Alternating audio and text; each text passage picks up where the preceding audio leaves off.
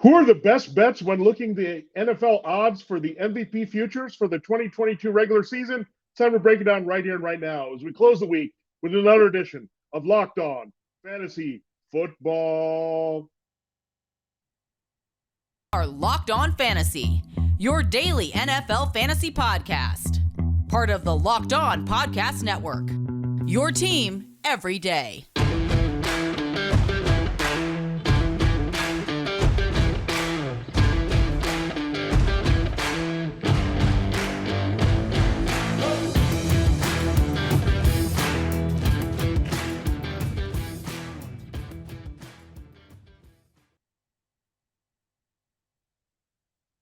Greetings, everyone, and welcome to another edition of the Locked On Fantasy Football Podcast. As usual, I'm your host, Vinnie Iyer. When I'm not doing this, I'm writing about NFL and fantasy football for sportingnews.com. We're going into a holiday weekend. I hope you have some nice plans there for Memorial Day. And keep in mind what we're thinking about all throughout the weekend. Hope you get some nice time with your family, rest, and get some good grilling in there here before we officially get into summer here in 2022. It is summer, so we're looking at NFL futures here, and we're going to do a Futures Friday for you, looking at the NFL MVP odds. Our partners at BetOnline.ag have some interesting developments on the board that they shared this week, looking at the odds that are updated from earlier in the year. So, good thing to examine here on the show. We have a new MVP favorite here going into June, so we'll look at him, and we know it's a quarterback-dominated award, and it's all about quarterbacks, so we'll break those down for you. And, of course, MVP puts up big numbers, and that's related to fantasy football. So we're giving you a little bit of gambling, a little bit of fantasy football here on Locked On Fantasy Football. Thanks for making Locked On Fantasy Football your first listen today, and we're free and available to you on all platforms. All right, let's dive right in. We'll look at the top half dozen here in the current odds. This is according to betonline.ag. Our friends there, check them out for all the action that you're looking for in the offseason as well as the regular season and playoffs right now for NBA and NHL. Let's look at Justin Herbert being the new favorite. Yes, this is true. 11-2 are his odds now there. They started early at 16-1. They fell to 14-1 just a couple months ago. Now they're at 11-2. That makes him the favorite over Josh Allen, who was 15-3. He is now still back to where he was early in the year at 6-1. Patrick Mahomes was at 15-2, 10-1. He's now 9-1 there on betonline.ag. It rounds out here in the top six with Joe Burrow 11-1 and Aaron Rodgers and Tom Brady tied at 14-1 here. So Aaron Rodgers looking for his third consecutive MVP. No player has done that in the NFL since another Packers quarterback did that 25 years ago. Brett Favre, he did split one of those with Barry Sanders, but he was the last three-time consecutive MVP in the NFL. So highly unlikely that Aaron Rodgers is going to follow there. So right away, we were looking at Aaron Rodgers and want to take him off the board. There's not been a lot of action on him. Sportsbooks are different offshore and here in the States, but definitely Rodgers is not getting a lot of attention no matter what. And again, the value's not there, and you just already look at him fading. You want him to fade even a little bit more if you're going to go with him as a long shot. But 14-1 still puts him in the realm of the favorites. Brady's put up some big numbers in his 2 years with Tampa, but he doesn't have Rob Gronkowski. This is a very good running team, pretty good defense. I think he'll have a touchdown regression from the 40s, so keep that in mind. You couldn't beat out Rodgers there, and if Rodgers and Brady are neck and neck, you would go towards Rodgers. So, in essence, Rodgers and not wanting to go there for third straight MVP takes out Brady, because if Rodgers was there, then Brady would be displaced. And I think the trends and the odds are going toward the young guns, the best elite young quarterbacks in the NFL, much like youth is being served in the NBA. That's starting to happen in the NFL with some of these players emerging. So let's look at Justin Herbert versus Josh Allen versus Patrick Mahomes. I wrote at sportingnews.com in detail, breaking down this three-man race right now. I think Joe Burrow is firmly in it as well. There is the fourth odds, best odds there. But when you look at it, it's tight enough here where I want to think about who I like to win among these four. Now, Joe Burrow, I like. The Bengals have an extremely hard schedule, however. And you look at the Steelers, Ravens, Browns, just in their own division. it's going to be tough for the Bengals to duplicate their success. Now, Burrow should have been stronger in the conversation last year, but he was also in that comeback mode from his injury the year before as a rookie. So there was that. So Burrow should take it to another level here, but the Bengals also got pretty good credit for being a complete team. And again, Burrow and the Bengals are going to take some lumps. I'm not sure that they're going to be able to win the AFC North again. I think that's what it's going to take. It's going to take a division title there to do it. So we look at Josh Allen. That should not be a problem there over the Jets, Dolphins, and Patriots there to win the AFC East again. The Bills are the Super Bowl favorites as well. So if Allen has a monster season and the Bills can get 13, 14 wins here, and they are pushing towards a good spot to get to the Super Bowl as the number one seed, then Josh Allen would have a strong case here. But I think the Jets are going to be better than expected. The Patriots are kind of thorn in the side. The Dolphins are going to be hanging around a little bit as well. So I also look at the AFC West being a higher degree of difficulty. So you have Herbert and Mahomes, the top two quarterbacks in the division there. Sorry, Russell Wilson. He's a little bit lower in the MVP odds. But yeah, Herbert is playing at an extremely high level. 2 big seasons to start his career. He was profiling really well. He was second to Tom Brady with his 5,013 passing yards last season. He's also third in touchdown passes at 38 behind Tom Brady and Matthew Stafford. So really the interceptions have to come down. He had 15. Josh Allen had 13. Patrick Mahomes was up there as well. So these guys were throwing a lot of interceptions. That's probably what curbed Matthew Stafford a little bit. He had as many interceptions as Trevor Lawrence. Now, interceptions have really been cut down throughout the league. You don't have those big numbers anymore. They're manageable under 20, but that's still going to be a factor because look at it. Last year, Rodgers, minuscule amount of interceptions. Same thing for Brady, both well under 10 there. So when you look at that, that's a big calling card, the efficiency, the passer rating, getting it up over the century mark.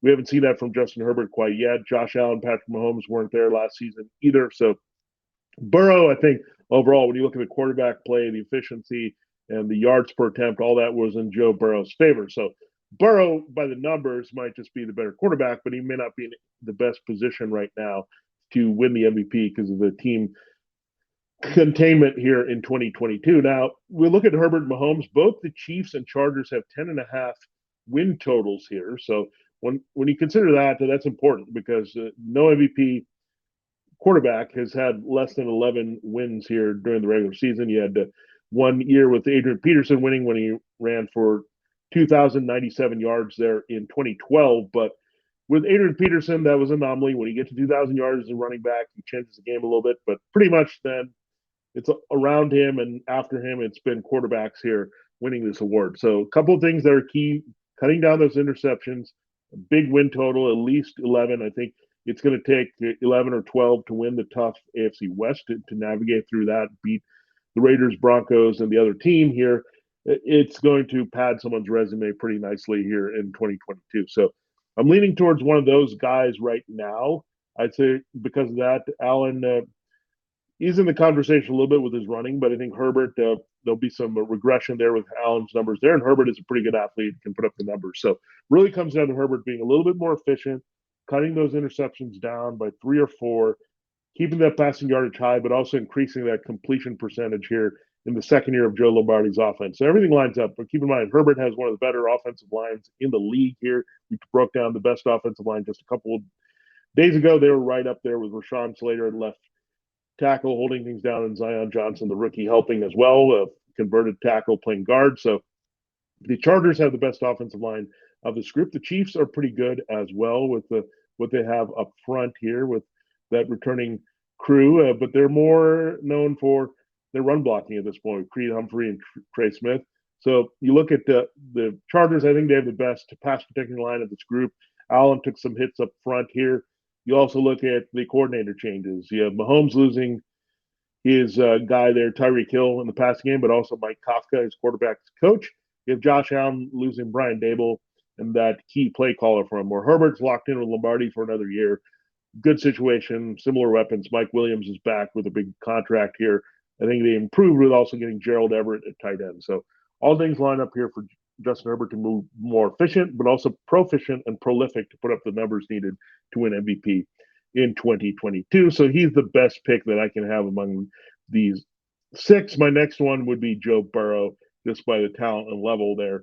So really, Allen Mahomes not interested too much in the middle there. Going top for Herbert and right behind with Joe Burrow ahead of Rodgers and Brady is where I'm going among these if I'm making a wager based on these type of high end odds for MVP NFL regular season 2022. We'll get into plenty more. We'll go all the way through the bottom of the odds of all the quarterbacks and other players who are on the board there for betonline.ag NFL MVP 2022.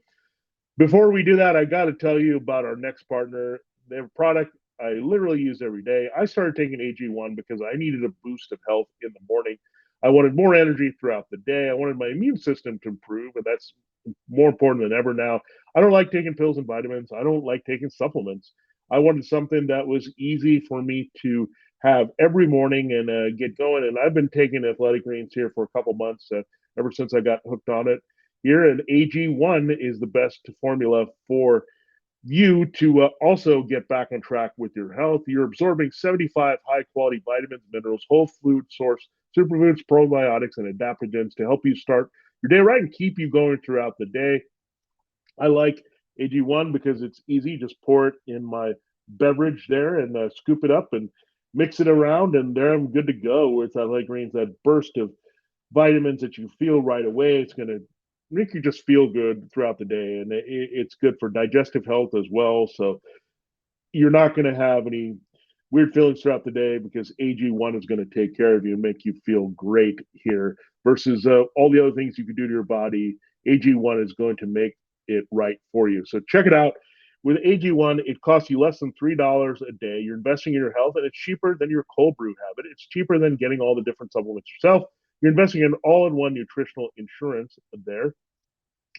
Multivitamins are important, and the AG1 is a small micro habit with big benefits. It's one thing you can do every single day to take great care of yourself. It's also lifestyle friendly, whether you eat keto, paleo, vegan, dairy-free, or gluten-free. Contains less than 1 gram of sugar, no GMOs, no nasty chemicals, no artificial anything, while still tasting good. It's going to support everything you can imagine, including sleep quality and mental clarity. So you can't beat that in AG1.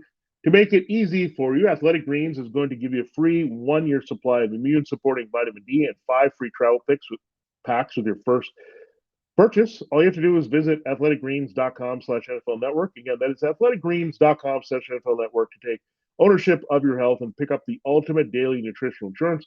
Right now, it's time to reclaim your health, and the only place to do that is with athleticgreens.com and AG1.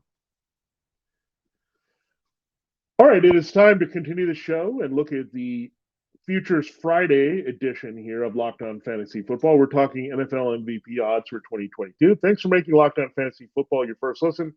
Now, for your next listen, check out the Locked On Sports Today podcast, the biggest stories of the day, plus instant reactions, big game recaps, and the take of the day. Available on the Odyssey app, YouTube, and wherever you get your podcasts.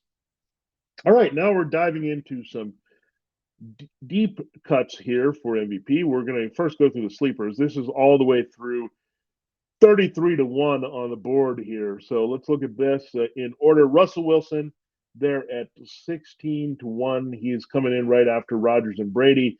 I'm not buying the Russell Wilson hype to put up big numbers enough in Denver's defensive division overall. I mean, that's one concern with Herbert and Mahomes, but I think they're just better. But Wilson could take some lumps adjusting to a new offense, new division, and a pretty good defense. And again, Justin Herbert's not going to have to face the Chargers defense, which I think is the best in the AFC West, where he can go to work on the Raiders. The Broncos are going to be a little bit downgraded because of no Vic Fangio. The Chiefs lost some personnel. So Wilson has to face the other teams there in this mix. The Raiders are the only break there. So avoiding Wilson, you can't go with Deshaun Watson. There's too much looming over his potential suspension. You figure he's going to miss enough games. If he misses 4 to 6 games, it's over. He's not going to win MVP. So forget about that. And look, his odds have improved because of being Deshaun Watson, but the Browns are also going to win a lot of games, but I don't see him winning MVP. I think there's going to be some prejudice towards voting for him as well, coming off last year and all the drama and things that are going on and concerns about the off the field, regardless of where it is, but he's going to miss too much time where it's not going to happen here. Now, Jalen Hurts, interesting story. I like that his odds have gone down also from 40 to 1. Also, he's right there at 18 to 1 with Deshaun Watson, but really can't look at Jalen Hurts. It's a hard bet to sell there, not long enough. Derek Carr, same thing. He's in the division with the other three guys. You can't go there just by the odds itself, 20-1. Not a very good value on Carr or Wilson there behind Herbert and Mahomes. In the odds, you look at Matthew Stafford. This guy is a bit of a sleeper if he can cut down on the interceptions. He's in a great offense to do so, but Rams also have the best player on the field. His name is Aaron Donald. So it's hard to win MVP over Aaron Donald when they're so dominant defensively. So that's the thing where he would take you away from Stafford, but not terrible action there at 20-1. He started at 16-1. Now, Dak Prescott has been going in a different direction here. He started 12-1 early, then he went to 20-1 there in the spring, and now as we get into summer, 25-1 for MVP odds. So with Dak, I do like the value for Dak. He had a big year last year. Look at the numbers. He cut down the interceptions, had the high passer rating. He's locked and loaded in Kellen Moore's offense. They got the key elements back, CeeDee Lamb, Michael Gallup's on the men, but they do like Jalen Tolbert and James Washington in the mix. They also have Dalton Schultz back, locked and loaded, more tight end help. So Dak, the key number is going to be, do the Cowboys restore their rushing attack? Do they take a little bit of hit in their offensive line? We think it's still pretty sturdy here. So Dak should be in a good position to put up the numbers needed in Kellen Moore's offense, and comes out of the Cowboys winning a lot of games. So I think they have to at least win 13 games for that to happen. So it really comes into play for Dallas, and that could be the hardest thing to predict in Dak's futures, but not bad value there at 25-1. Lamar Jackson is a former MVP. There's this issue with his contract. He's not wanting to sign quite yet. Wait for the market to come in. We're not sure if he's fully committed or what is he doing exactly. But on the field, he's been special. But at 25-1, I still like Prescott a little bit more and Stafford there if I'm going with the AFC, just because, again, he's in the Joe Burrow division, and that's going to hurt Lamar's case as well. Kyler Murray comes in. He's dropped all the way to 33-1. I'm agreeing with this trend. He started with 16-1. I just don't see that with the things around him, the way he's holding out. Things have been happening here. I don't think he's going to be focused enough to put up the numbers that you're looking for in the MVP race. Now, he can run and be special, but he's curbed his running. He's still working in a different style of a passing game without Christian Kirk, trying to readjust to throwing to Hollywood Brown as his go-to guy. So not buying that. Matt Ryan has jumped up to 33-1, and he started 100-1. So big jump up, partly because the Colts, I think, are expected to be a very good team, win the AFC South. That's the expectation. Matt Ryan can do well with Frank Reich offense, but remember, it takes Matt Ryan usually 2 years to really settle into an offense. So I don't see the numbers and delivery happening enough for the 2016 MVP, Matt Ryan, here in 2022.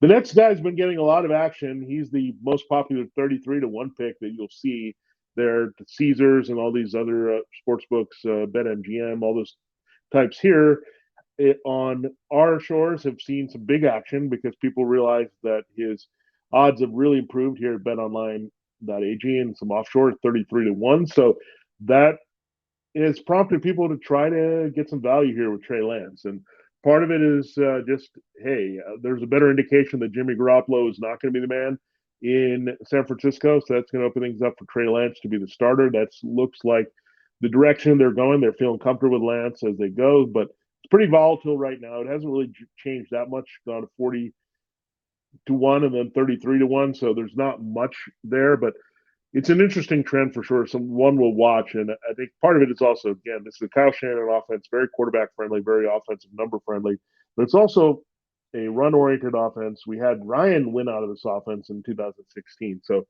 it's interesting that Matt Ryan, a former MVP in the Kyle Shanahan offense, and a new quarterback potentially starting all the games for Shanahan has that. I think there's a little bit of Lamar Jackson interest as well, style interest, I'll say, in Trey Lance with the running ability. He's just a buzzworthy player right now. That's where you're seeing the action here. 33-1.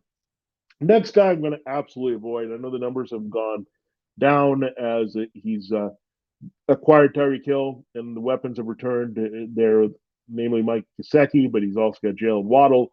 It's Tua Tagovailoa at 33-1. I'm not interested at all. I don't think the Dolphins are going to live up to expectations. So to me, Tua's off the board. I think it's very interesting that his numbers are that high ahead of some guys behind him that I think have better value. We will get into those guys there, into the deep cuts in our final segment. Those are all the people on the board for MVP odds in 2022, according to betonline.ag. We'll go rapid fire through all of them here for you in our final segment of the show and the week on Locked On Fantasy Football.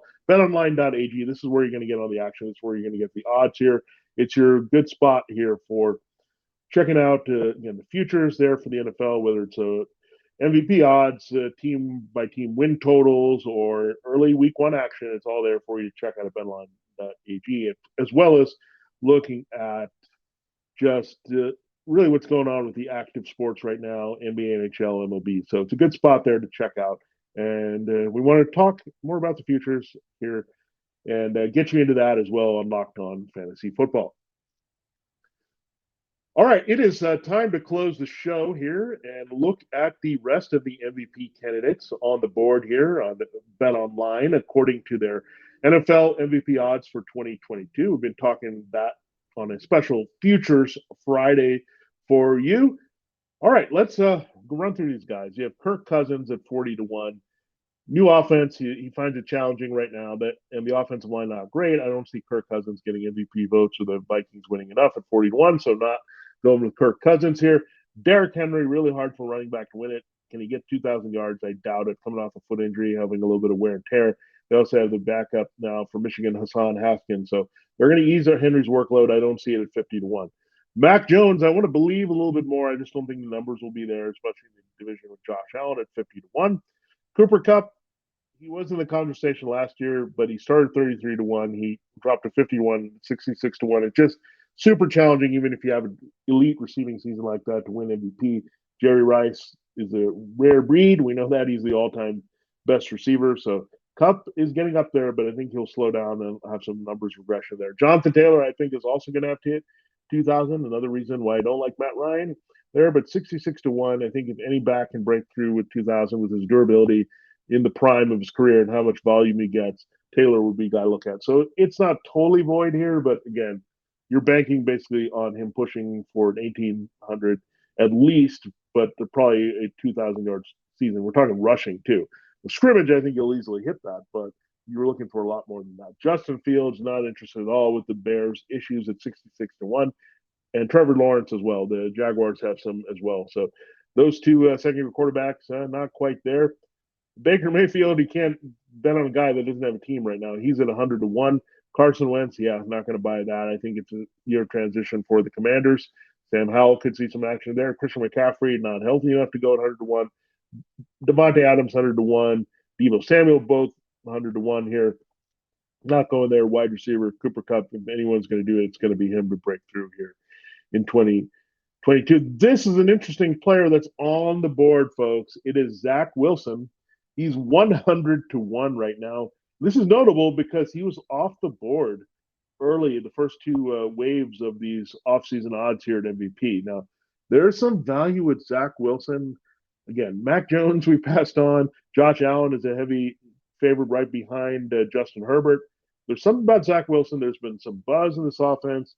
There was a very good offensive line. We talked about that. The Jets ranked high there. And good skill position players there. Corey Davis and Elijah Moore. Now, plenty of help from Garrett Wilson, the tight ends, the running game.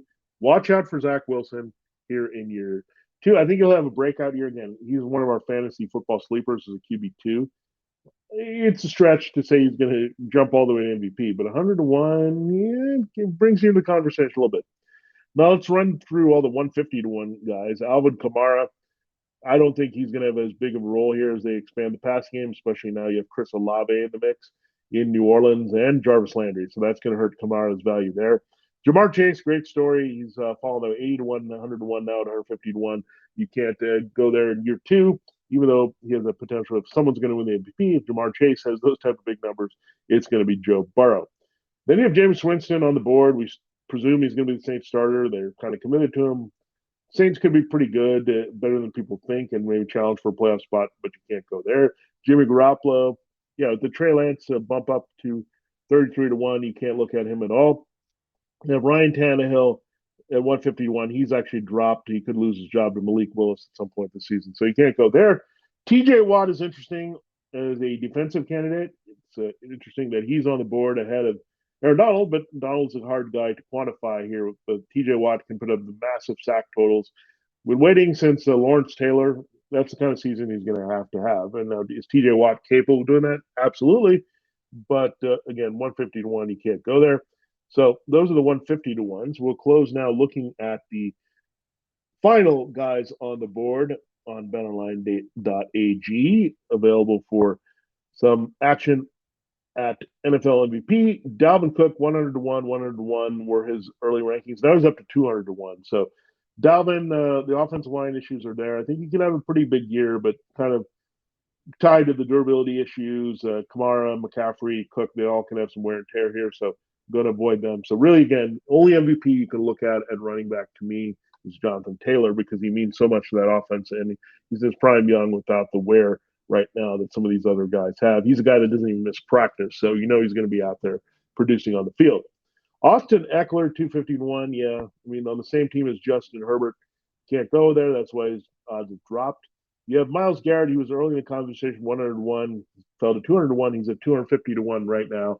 Again, TJ Watt, a little bit gaudier there with the numbers. And that's why Watt and Garrett are on here again over Aaron Donald. A little bit more quantifiable. And numbers, again, are pretty critical to winning MVP, because that's something that stands out to the Associated Press voters, where if they've not seen a player enough, those are things that are important, the key metrics that they use to determine those. And again, cutting down on mistakes, having big numbers with the touchdown passes, yards, those are key for offensive players and quarterback here. The rushing total has to be absolutely insane with big touchdowns or scrimmage yards, however it works out. For running back to be on the conversation, wide receiver has to be an all-time great season. Triple Crown probably is involved there.